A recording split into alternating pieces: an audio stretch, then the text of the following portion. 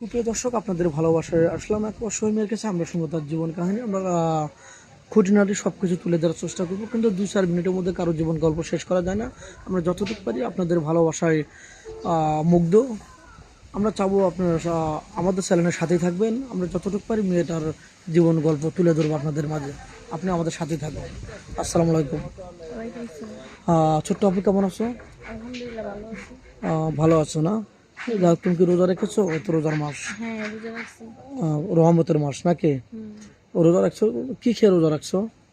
এই যে এই যে আমগুর মানে শাকেরই আছে তো, ও, ওই জায়গা থেকে শাক লাল শাকের গাছ আছে? হ্যাঁ লাউ ও, শাক। শাক ভাজি খেয়ে রোজা রাখছো? হ্যাঁ কষ্ট হবে না? কষ্ট হইলো, কিছু করার নেই, কারণ মানে আমার কপালে যেটা আছে। পরিস্থিতির শিকার। ও আচ্ছা, তোমার আব্বু কি করতেন বলো তো একটু? আমার আব্বু আর কি রিক্সা চালাইতো, এখন চালাইতে পারে না। ও, মানে পায়ের তার বয়স সমস্যা হয়ে হয়েছে, গেছে। হ্যাঁ। ও আচ্ছা আচ্ছা, তার চিকিৎসা করো না? চিকিৎসা করানোর জন্য মানে চেষ্টা করতেছো, কোনো টাকা নেই?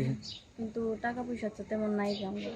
ও আচ্ছা, কেউ যদি তোমাকে এই ভিডিও দেখে, তোমার ওই অসহায়ত্বের কথা শুনে, তোমার আবেগ ভালোবাসা দেখে যদি তোমাকে কেউ 5-10 হাজার টাকা হেল্প করতে চায়, তুমি নেবে কি? হ্যাঁ নিব, কারণ বিপদে পড়ছি, নিতেই হবে। হ্যাঁ হ্যাঁ, যে বিপদে পাশে থাকে সেই প্রকৃত বন্ধু নাকি? হ্যাঁ তো যাক, এই অনেক সুন্দর শাড়ি পরেছো, তোমার বয়স 20 বছর, 20+ না? হ্যাঁ। আচ্ছা, তুমি কি ধরনের স্বামী চাচ্ছ যে এখনো তোমার মিলছে না, বলো তো একটু?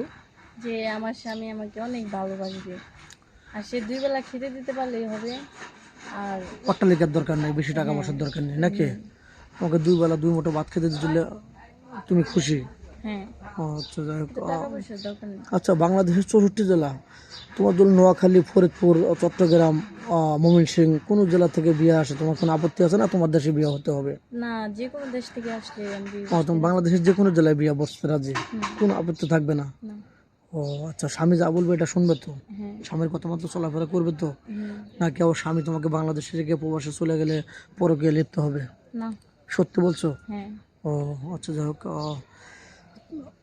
এখন যৌথ ফ্যামিলি ভালো লাগে না তোমার সিঙ্গেল ফ্যামিলি ভালো লাগে? সবাইকে নিয়ে চলতে চাও, শাশুড়ি শ্বশুর শাশুড়িকে নিয়ে? হ্যাঁ, শ্বশুর শাশুড়িকে নিয়ে চললে আমার ভালো লাগবে আচ্ছা, বেশি। তোমাকে কোনো প্রবাসী ভাই বিয়ে করে যদি বাইরে চলে যায় তোমাকে বাংলাদেশে রেখে, তাহলে কি তুমি শ্বশুর শাশুড়িকে খারাপ ব্যবহার করবে নাকি তাদেরকে না, তারা তো আমার খেজমত মায়ের করবে? মতো হবে, কারণ আচ্ছা আমার মা বাবাকে রেখে আমি স্বামীর ঘরে যাব। আচ্ছা, তুমি তো কোরআন শরীফ পড়তে পারো? হ্যাঁ। পারো না? হ্যাঁ। আচ্ছা, রোজার মাসে কোরআন শরীফ খতম দিতে হবে। আর আমাদের প্রবাসী ভাইরা অনেক ভালো, তারা যারা কোরআন শরীফ পড়া জানে তাদেরকে বিয়ে করতে ইচ্ছুক হয় বেশি। আমরা আশাবাদী যে তোমার অনেক শীঘ্রই বিয়ে শাদী হয়ে যাবে ইনশাল্লাহ। কটা খতম দিছো কোরআন শরীফ? 3টা। 3টা খতম দিছে এবং তো দেখো, মার্শাল্লাহ, খুবই ভালো। যাক, তোমার ফোন নাম্বার তো নেই? না, আমি তো ফোনই চালাই না। ও, আমাদের নাম্বার দেওয়া থাকবে, কেউ ভিডিও কল দেবেন না, মানে ইউটিউব চ্যানেল কর্তৃপক্ষের নাম্বার দেওয়া থাকবে। ইমো হোয়াটসঅ্যাপ আছে, ভিডিও কল দিলে ব্লক করতে বাধ্য হবো। ভালো থাকবেন, সুস্থ থাকবেন, মেয়েটার জন্য দোয়া করবেন। আল্লাহ হাফেজ।